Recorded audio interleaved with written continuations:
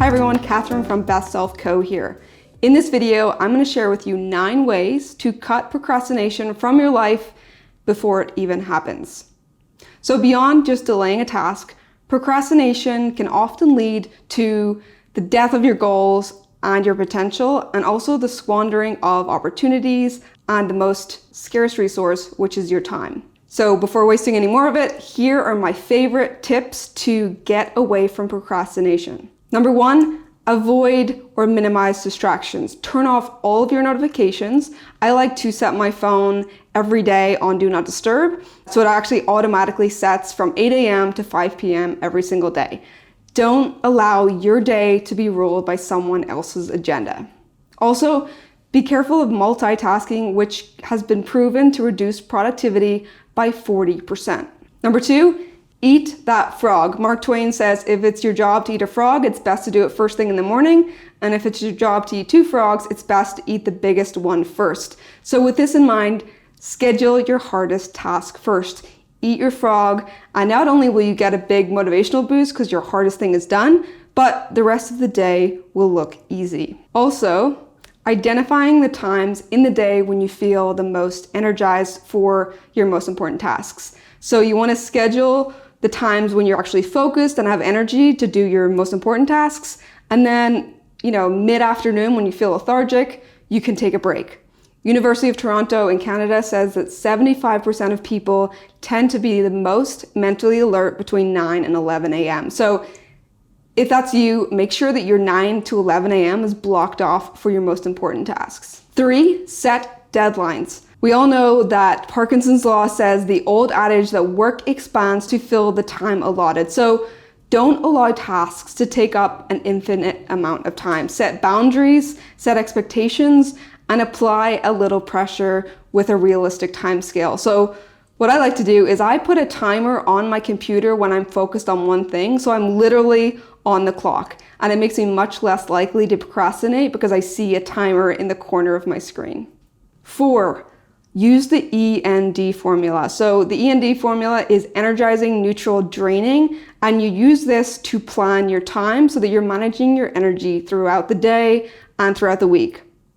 You can check out our video on the Sunday success system for really how that works and why it works so well, but really think about managing your energy instead of always managing your time. Next, get comfortable saying no.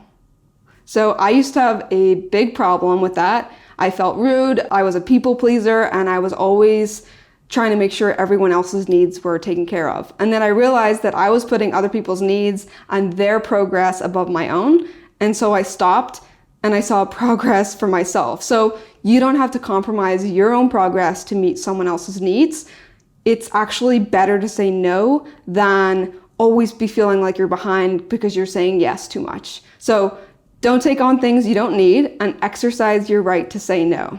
Batch tasks and theme your days. So, for example, schedule all of your calls on 1 or 2 days a week. Not only does this free up your time for deep work, but it also ensures that you're not wasting energy or time waiting for calls or switching or, I have a call in 20 minutes, so there's no point in digging into something. If you have all your calls on 1 day or 2 days, you can get them all out of the way and focus on deep work.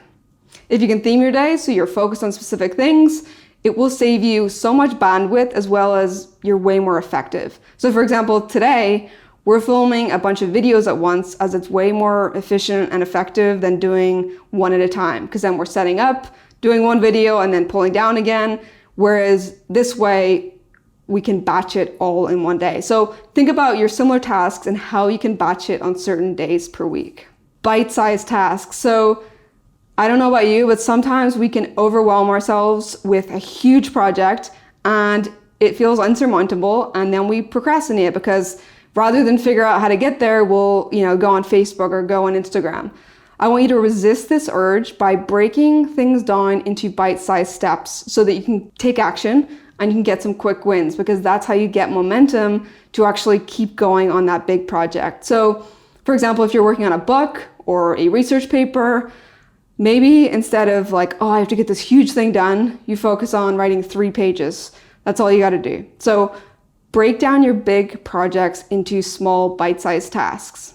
Create a plan to win the day. So use a zero-based calendar to maximize your time and understand what you need to do and when. So you're much less likely to procrastinate if you time block your day and prioritize what's important. If you talk about you wanted to work out but it's not on your calendar, you're not prioritizing it.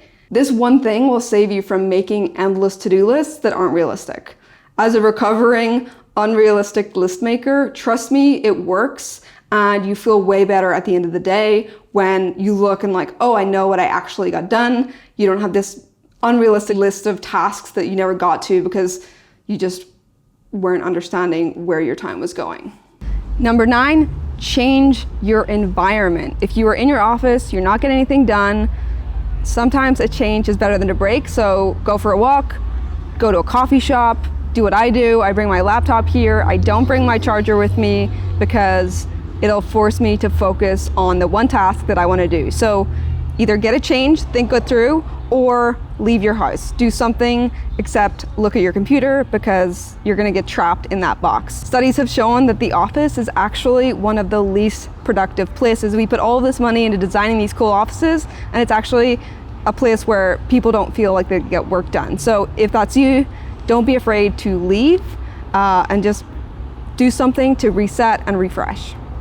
Now it's time for action. Today we went over the 9 tips for cutting procrastination out of your life. I want to send you off with some action items so that you're not just consuming, you're actually doing something with what we just said. So it's time to be honest with yourself. Here's some questions I want you to sit down, take 10 minutes and figure out.